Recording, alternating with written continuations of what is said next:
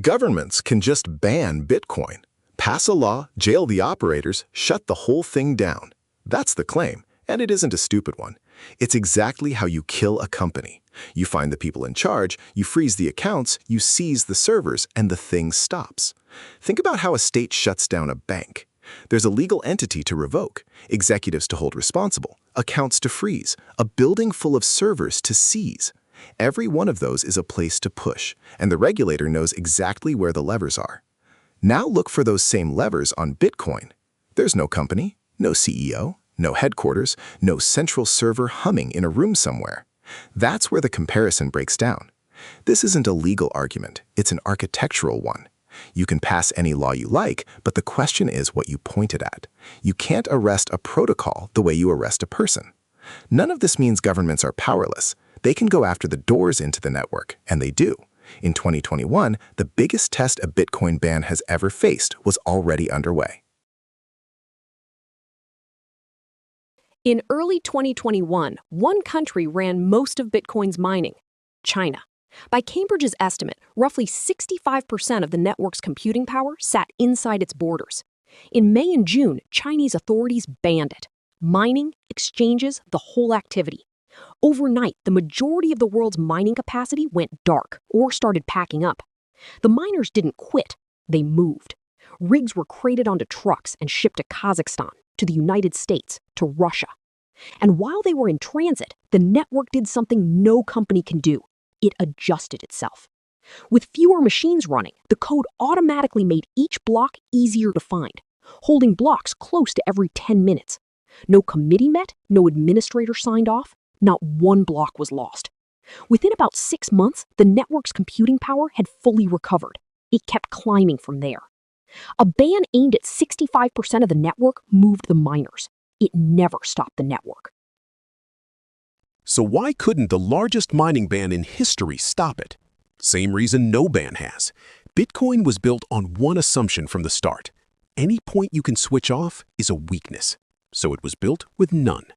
The network runs on tens of thousands of nodes, ordinary computers in homes and offices across dozens of countries, each holding a full copy of the ledger and checking every transaction against the same rules.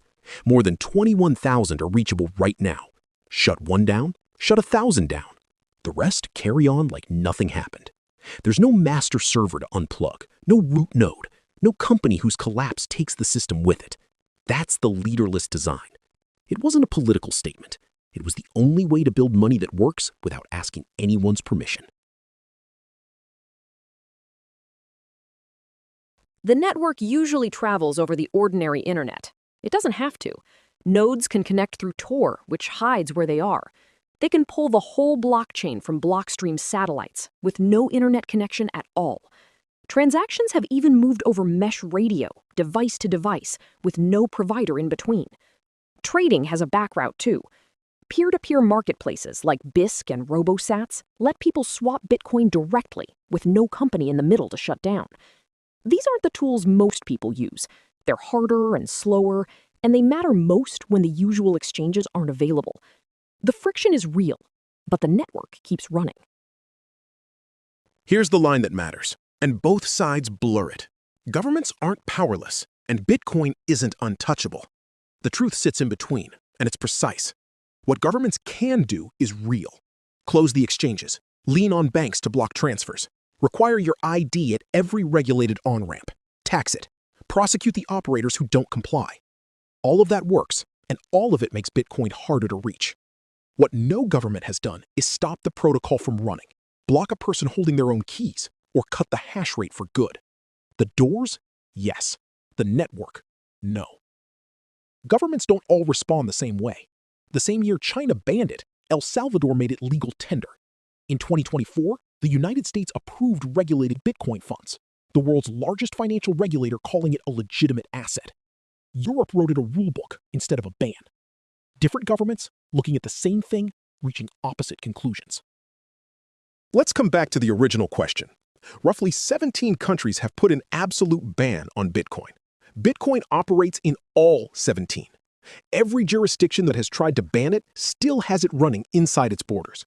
Banning the exchange was never the same as banning the protocol, and banning the protocol, as China found out, was never the same as stopping it. You can regulate the doors into the network. Whether anyone can regulate the network itself is a question the record has already started to answer.